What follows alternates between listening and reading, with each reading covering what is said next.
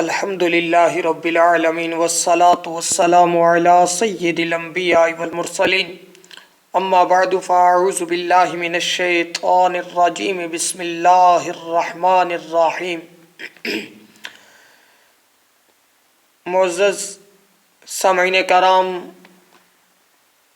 سورہ بقرہ کی 2 آیتوں کا ترجمہ اور 2 آیتوں کی تفسیر آپ لوگوں کے سامنے پیش کی تھی۔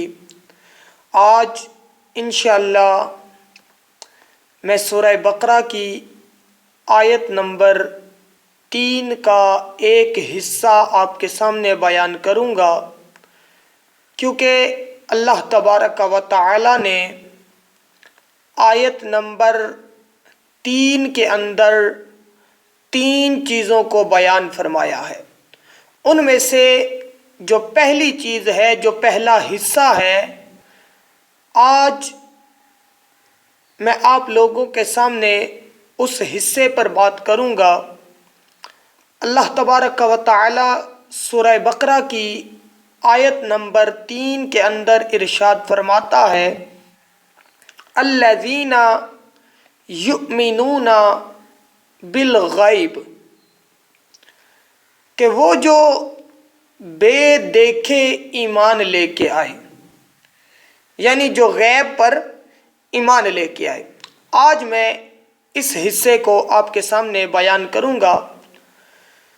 سب سے پہلی بات یہ سن لیں کہ الذین یؤمنون بالغیب سے لے کر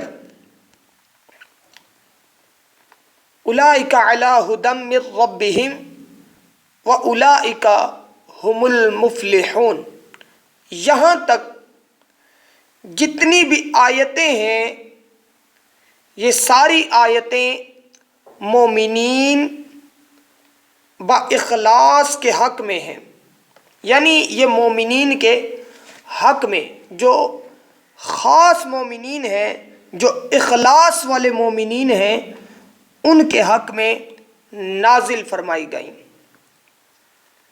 جو ظاہراً باطناً ایماندار ہیں۔ اس کے بعد 2 آیتیں ہیں جو کھلے کافروں کے حق میں نازل فرمائیں، جو ظاہراً باطناً کافر ہیں، یعنی ان الذین کفروا سواء سے لے کر غشاوۃ ولہم عذاب عظیم تک، یہ جو 2 آیتیں ہیں، یہ 2 آیتیں کھلے کافروں کے لیے بیان کی گئی ہیں۔ اس کے بعد وَمِنَ النَّاسِ، یعنی جہاں سے سورہ بقرہ کا دوسرا رکوع شروع ہوتا ہے، یہاں سے 13 آیتیں منافقین کے حق میں نازل ہوئیں، یعنی جو باطن میں کافر ہیں اور اپنے آپ کو مسلمان ظاہر کرتے ہیں۔ اب بات آ گئی غیب کی، کہ اللہ تبارک و تعالی نے ارشاد فرمایا الذین یؤمنون بالغیب، کہ وہ جو بے دیکھے ایمان لے کے آئے۔ اس میں جو لفظ غیب ہے، یہ غیب مصدر یا اسم فاعل کے معنی میں ہے۔ اس تقدیر پر غیب وہ ہے جو حواس و عقل سے بدی طور پر معلوم نہ ہو سکے۔ اس کی 2 قسمیں ہیں، ایک وہ جس پر کوئی دلیل قائم نہ ہو، یہ علم غیب ذاتی ہے اور یہی مراد ہے، جیسا کہ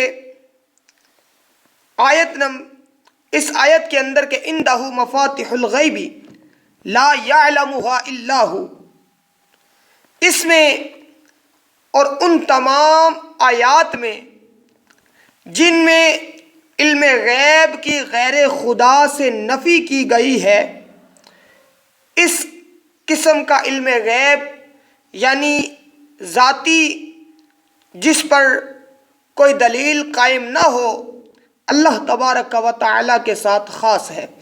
یعنی اس کا مطلب یہ ہے کہ جتنی بھی آیات علم غیب کے بارے میں آئی ہیں کہ علم غیب کسی کے پاس نہیں ہے، وہاں سے علم غیب ذاتی مراد ہے کہ علم غیب ذاتی کسی کے پاس بھی نہیں ہے۔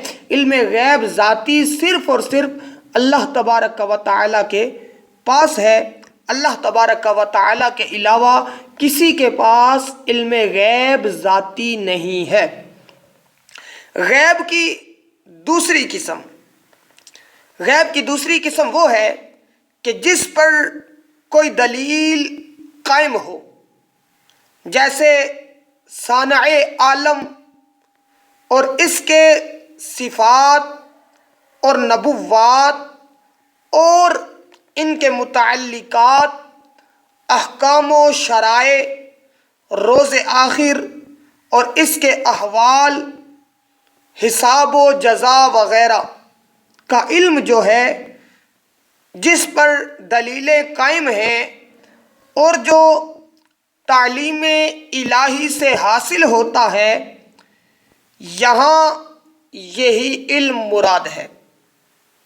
یعنی ایسا علم کہ جس پر کوئی دلیل قائم ہو، یہاں سے یہ علم مراد ہے۔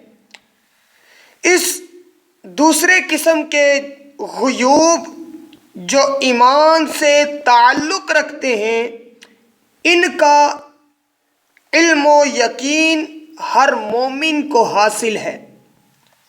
اگر نہ ہو تو آدمی مومن نہ ہو سکے گا۔ اور اللہ تبارک و تعالی اپنے مقرب بندوں، انبیاء، اولیاء پر جو غیوب کے دروازے کھولتا ہے، وہ اسی قسم کا غیب ہے۔ یعنی علم غیب ذاتی نہیں، علم غیب ذاتی صرف اللہ کے پاس ہے۔ علم غیب عطائی جو ہے وہ انبیاء کے پاس بھی ہوتا ہے، اولیاء کے پاس بھی ہوتا ہے۔ جس پر اللہ تبارک و تعالی چاہتا ہے اس پر اپنے علم کے دروازوں کو کھول دیتا ہے۔ یا غیب